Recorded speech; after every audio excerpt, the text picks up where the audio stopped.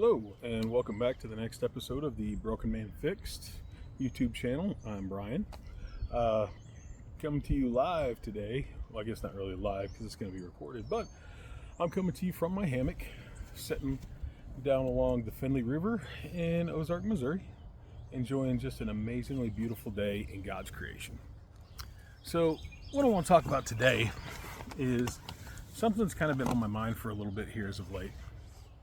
And I've noticed some troubling things in the world that are bothering me. And one of the biggest ones is just, for me personally, the way that we've lost all kindness, love, and respect for our fellow man. I remember one of the greatest times in America, for me anyways, and it's sad that it was one of the greatest times, was in the days following 9/11. So for those of you who are alive back then, you can remember how at that time there was no black, there was no white, there was no straight, there was no gay, there was no difference of religions or anything else like that. We were just all American, and we just all loved each other, treated each other well, and we valued each other. And over time, we got comfortable and we lost it. I wish I could tell you what happened, but I don't know. And it was sad. And we got, everything just became so much about selfishness and instantaneous everything. It was, what can you do for me? And if you can't do anything for me, then screw you. And so you kind of get used to that a little bit. And you get comfortable with treating people like dog crap and not valuing each other. And it's progressively gotten worse and worse and worse and worse. And over the last few months, it's just been really disheartening to see what it is and how it is that we treat each other as fellow people. Racism is at an all-time high for what I've seen in my lifetime, and I'm 46 years old. And then just the complete and total disregard for decency amongst each other. Excuse me, this airplane decided he wanted to make a guest appearance on today's show. So, but no, it just, back during the BLM riots that we had a few years ago, the political divide that was in our country started to become more evident than ever. And you would literally see people cheering and applauding somebody on the other side of them politically that was having wrong done to them, whether they, having their businesses burnt down or, doxing. That was like the big thing. Oh, we're gonna, somebody has a difference of opinion of me, so I'm gonna contact their employer. I'm gonna get them fired. I'm gonna make it to where they can never have another job again or anything else like that. And things like that have just progressed more, and people started to take pleasure in knowing that people's livelihoods, their daily life and everything else like that was completely and totally upset and off kilter and ruined. And nobody cared. As long as it was the person from the other side, that was all they cared about. And then you fast forward to like now, and and I'm not gonna, with this whole statement, I'm not gonna take a political side whatsoever. I'm just gonna tell you that all sides politically have been wrong. Have totally been wrong. So you look back when Charlie Kirk got shot and got killed, there were literally people who were sprinting to a digital platform, Facebook, Snapchat, TikTok, whatever you want to do, and they were literally making videos applauding and cheering that he had been shot because he had a difference of opinion and a difference of idea. We saw the same thing when Trump got shot, that people were, cheering it on, and why didn't he miss? And like there was even there's some political commentator, I think his name's Destiny or something, who actually was laughing and cheering about the dude who got shot and killed. The guy that was with his family, the firefighter and stuff, that he got shot and killed, basically saying that's what you get for being at one of these rallies. When did we come to this? When did we come to this as a country? We're supposed to embrace our differences as a nation, and we're supposed to talk about them, and we're supposed to have educated debate and discourse. And just because somebody doesn't believe the same as you religiously, philosophically, it doesn't mean that they're wrong or that they're a bad person or anything else like that. But it's gone to that. You know, you have people who are religious individuals who don't believe in things like homosexuality or the trans stuff, and they're being called fascists and bigots and everything else. Why? Because they're adhering to their religious beliefs that has been ingrained into them since they were children. You know, it's not like they're going out and they're calling for you to be murdered or anything else like that. They just want to have the freedom to be able to say, yeah, this is what you do, but I don't agree with it. And we're not allowed to do that anymore. Tolerance, when the tolerance movement first started, it was awesome, because tolerance was supposed to be, you're different than me, you think different than me, you have a different lifestyle than I do, and that's okay. You're allowed to, because by our Constitution, it's protected by our Constitution. That's not how it is anymore. Tolerance is whatever your deeply held beliefs are, you are not allowed to have. You have to 100% believe the same way I do, or you're going to be labeled a bigot, a racist, whatever like that, whatever. And that is not tolerance. That's absolutely the exact opposite of tolerance. And, you know, and then that goes into the realm of like censorship and you know, and then like now with what you see with like when Charlie Kirk got shot, and then when Renee Good got killed up there, regardless of what your opinions on if she should have been there doing what she was doing or not, a person lost their life. A person lost their life. And then Alex Peretti when he died, and then when Luigi Mangione, I think was his name, the guy who shot and killed the executive from the insurance company, from like United Healthcare or whatever like that. People literally were cheering or calling this man a hero. And you know, that's not what we do in our country. We're not supposed to celebrate death. Okay? We're supposed to affect change with our voice and you know, with our vote. We're not supposed to affect change with violence. Violence is a tool. Violence is a tool that is to be utilized to protect the innocents. Words aren't hurting you.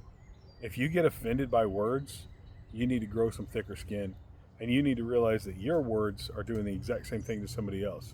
Only they've got thicker skin and they're not saying anything against it. But we can't do that. You know, they automatically get labeled as fascists, which is absolutely like the funniest thing in the world, because if you understand truly what a fascist is, you understand that the ones that you're calling fascists are completely not that. And then you've got the other side. Dude, one terminology I absolutely hate is when the right refers to the left as libtards.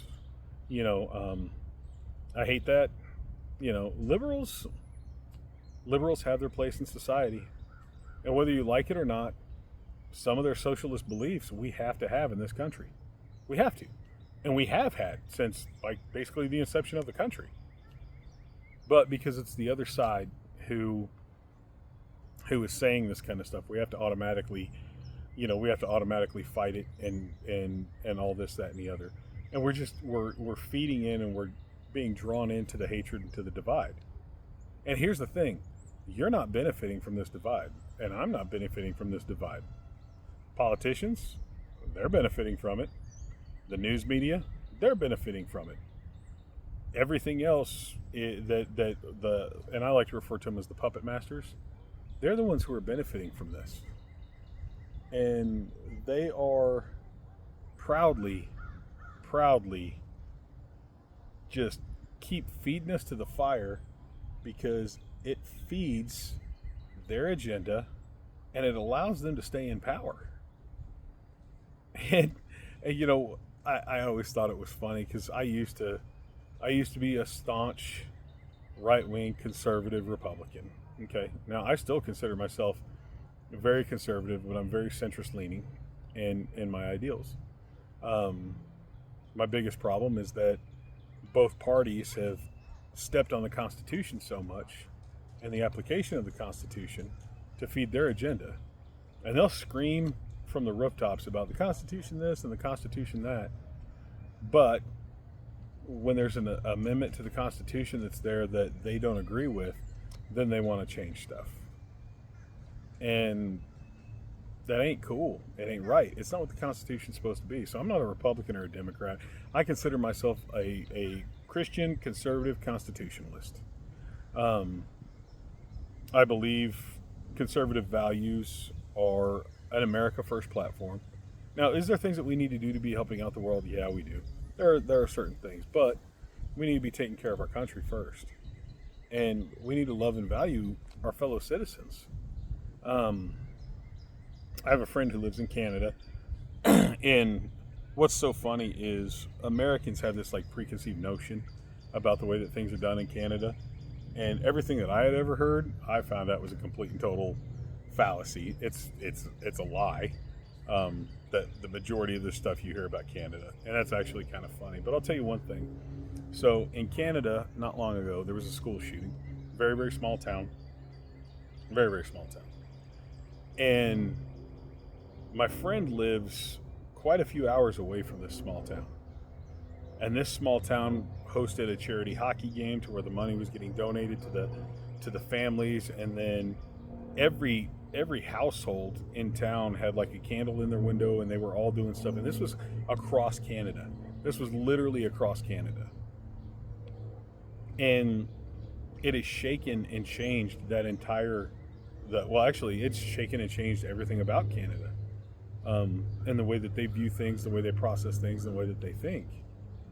And when my friend was telling me about this stuff, I was kind of blown away, because I got to thinking about it. When we have a school shooting or like a mass shooting or something like that, people will real quickly run to Facebook, prayers for this, prayers for that. And then 2 days later, they completely forget about it. There's nothing, like the place where there's a school shooting today, the road out in front of it will be opened up in 10 hours for traffic to go back through, because it's interfering with people's lives, with their daily lives. We don't love each other in America anymore.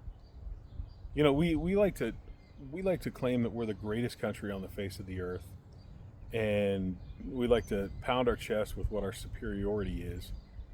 But realistically, we're terrible to one another in this country. We don't care about each other. And all you have to do is look at social media. You look at it. I mean, look at that Ukrainian woman who got stabbed to death on that train in North Carolina. Nobody helped her. Nobody did. Nobody stepped in. Nobody helped her. Nobody tried to stop the assailant. Nobody did anything. But you know what they were real quick to do? They were real quick to pull out their phone and start recording. How many times have you seen like traffic where there's like a traffic accident and traffic sucks because instead of people stopping to get out to help, they're getting their phones because they want to be the first one to have the video of it, because it's all about them. It's all about them. And like even here, I will tell you it. So like the local news will put on their Facebook page, there was an accident at this place, or there was a shooting at this place, and then everybody like runs to it, and they have to feel like they're a part of it by, I was driving by that right after work. Okay. Did you get shot at? Did anybody that you know get injured, shot, killed, or they involved in the accident? No. You literally had no part of this aside from the fact of you just happened by coincidence to drive by. And so you have to make it about you. You have to make this tragedy about you. And that's the same thing that it is, and I've been guilty of it too, and I'll first tell you that. with when people rush to Facebook, prayers for this, prayers for that, prayers for this, prayers for that. You're virtue signaling. You're literally virtue signaling. And so I get so disheartened and I get so sad for that kind of stuff, because the disregard that is there for public life, and we are so desensitized to violence in our country. We are so desensitized to it. Here recently in my community, we had a bad incident happen where 2 young men, law enforcement officers, lost their lives. 2 other ones got shot and are going to be affected for the rest of their lives. And actually an entire community from a small sheriff's department lost 2 deputies. And this isn't much long removed from when they previously had another deputy who had died in a car accident. I think it was about a year ago, maybe a little bit longer. And this is a small sheriff's office. This whole community is just wrecked. And people were so nosy about it as it's going on that night. And I was too, but I was nosy for a different reason, because mine was out of concern for people who I knew who were going to be from a previous job, who were going to be going down there and helping it out. And I was just worried for my boys. And I'll tell you what's disgusting to me about myself was that when I found out that the 2 officers who had perished were not people I knew, I felt a sense of relief. What the fuck does that say about me? I should have been devastated, and I was devastated for their families and stuff, but it's okay because it wasn't one of the guys that I know. I mean, I guess I could say it's okay. I don't know. It's a weird place to be in. And so it really, really, really troubled me. But every time that your faith in humanity gets destroyed, you got to open your eyes and you got to look for things that will uplift your faith in humanity. So in the days following that, the public came in and they just completely and totally wrapped their arms around that community, wrapped their arms around that sheriff's office, and those guys are hurting. I can't even imagine, cannot even imagine. But the community was there in a beautiful display honoring them. They lined the streets several times for different things, transporting from the medical facility to the funeral home, and then transporting from the funeral home to the church where they had the procedure, and the public visitation that they had. Oh my gosh, it was so amazing, because there was just so many just average people who didn't know these guys, who wanted to show up and show them how much they appreciated it, and even more show their family and their fellow law enforcement officers that. So there was a glimmer of hope there. And then the day of the funeral, you see the streets are just lined. The streets are just lined with people. And it was a beautiful day.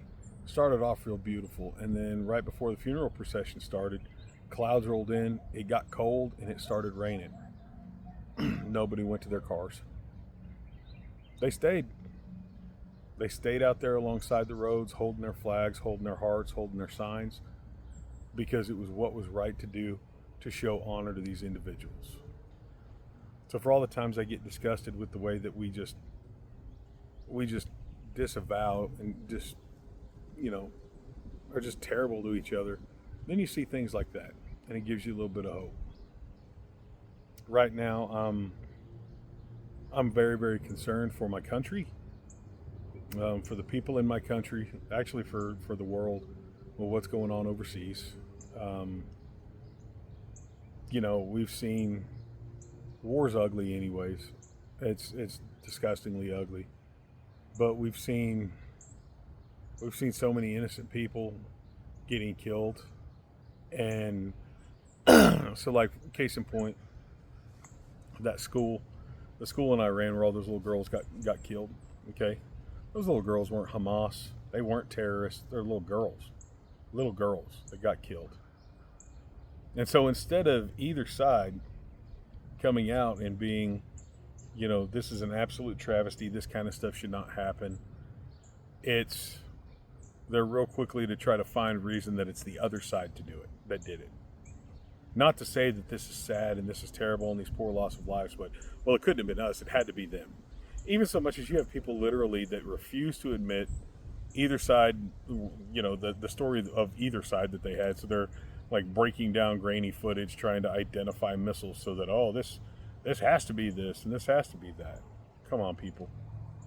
Come on, quit putting the blame. Quit looking for somebody to blame to, and just grieve. Just grieve over what's going on. We've already lost some service members. We're going to lose more. I think we're going to lose a lot more. It's going to break my heart to see what's going on. I mean, I got a 17-year-old daughter, and it's her generation that's going to be fighting this. So, like her boyfriend, he could go off to it. He could do this. All these kids, these are kids that'll be going off. And we're just okay with it. Because it's what the government tells us needs to be done. And here's the reasons why it needs to be done. And we're just okay. We're not sad. We're not scared. No. Government says it needs to be done. And I don't care which party was in right now. I would be saying the exact same thing. We've seen it far too many times that wars like this do not turn out well for the world or for us, period. It just doesn't. We're going to lose a whole bunch of money. I mean, I think we've already lost like $12 billion or something like that, billion, on this stuff, and it's just going to keep going up, and we're already on the financial break, and it's going to keep happening. It's going to keep happening, and it's not going to fix anything. It's only going to make things worse. I don't know. And people are cheering for it. They're happy for it. And I know a lot of the ones that you see on TV, the ones that screaming so much and cheering so much, it's because they've got stock in certain companies or they've got interest in it that's gonna wind up financially benefiting them. But they're not the ones that's gonna have to take up a rifle and go fight. It's the poor kids. It's the poor people in our country who are going to be the ones that are getting handed folded flags while these elites continue to run the show. And then don't even get me started on the whole Epstein thing. I'm just so emotionally destroyed for my country and for my world right now, because we don't value life. And I don't know how to change that. It worries me for my daughter. And at some point we're going to have to take a look at all of ourselves and everything that we've done and what we've supported, and we're going to have to atone for what we've done because of it's for the greater good or something like that. But that's years down the road that you have to atone for it, and I just can't stand for the evil wickedness that we're doing to one another. And just how quickly we are to celebrate it and to cheer it on. I mean, you look at, there's literally Facebook pages right now of where you can find videos of people dying, getting murdered, industrial accidents, and people are sprinting to these things, and they're loving it. And it's so incredibly disgusting and sad that we are just so desensitized to violence. And I don't know, the real easy thing would be for them to blame video games and movies and this, that, and the other, but I think it's literally a moral and a spiritual thing that we've lost And I'm not saying that you have to be a Christian. I'm not saying you have to be a Muslim, Jew, Buddhist, Hindu, whatever like that. I'm not saying that. But we've lost spirituality as a people. And we've lost the kindness that comes with spirituality. We've lost caring for one another. I mean, we saw that when the government shut down and there was people on food stamps that weren't getting their food stamps. And people, oh good, they need to get off their, they need to get off their ass to go find a job and stuff like that. Well, that's fine and dandy. But, for all these people, these adults that you're pointing your finger at, there's a bunch of children out there that are going without too. And those little kids ain't had nothing to do with that. None of that was their fault. They're just a victim of circumstance. And, and then we're real quick to, well, we need to pull healthcare, do all these healthcare cuts and stuff like that so that, there's not people taking advantage of it. Well, that's fine that you're trying to get rid of the people that are taking advantage of it, but at the same time, you're punishing a whole bunch of people that need it. A whole bunch. You're punishing a whole bunch of small communities that without that funding, they wouldn't have medical treatment facilities. And so they're going to have to go miles and miles and miles to go get another one. And if they don't have reliable transportation, how can they do that? I'm not saying we have to pay for everything. I'm just saying we need to have common sense and we need to just love and care about each other again. So what I'm going to ask you to do today is just once, don't sprint to Facebook to comment shit on somebody's post, to troll them or try to talk shit. Don't automatically go searching the news to find some sort of like terrible thing that's going on in the world. Try to search out something good. Try to find something good. Try to find something good and pass that on to somebody else. Try to make their day better. Try to make your day better. And let's just start caring about each other once again. As always, remember, no matter what path you go down, if you support me, I'll support you, and we support each other. Make this country a better place, and for the love of God, man, make this world a better place, because God, do we need it. We'll see you next time.